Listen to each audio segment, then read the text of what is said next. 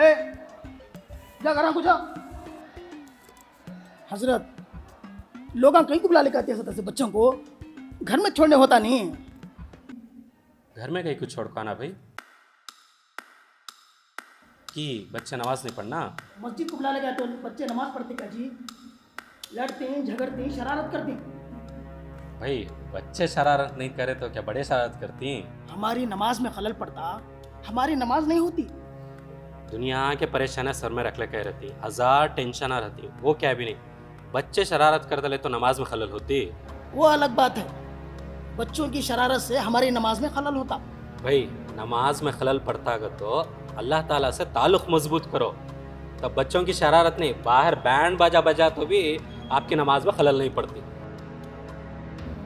بھائی اور ایک بات, ایسا جھڑکا کو ڈالے تو صحیح بات کیا, ایسا جھٹکا ہے تو بچے تمہارے سے بھی نفرت کرتی, مسجد کو بھی نہیں آتے, اور کبھی بھی مسجد کی طرف پلٹ کو نہیں دیکھتے بچے.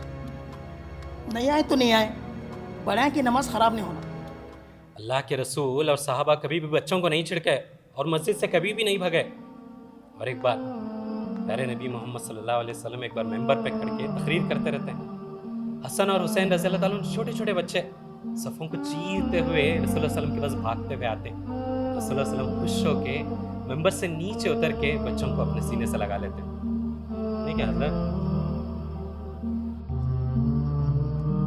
جس مسجد میں بچوں کی کھیلنے کی, رونے کی آواز نہیں آتی تو سمجھو کہ اس قوم کا مستقبل تاریکی میں ہے. تاریکی میں ہے سمجھتی, خطرے میں ہے.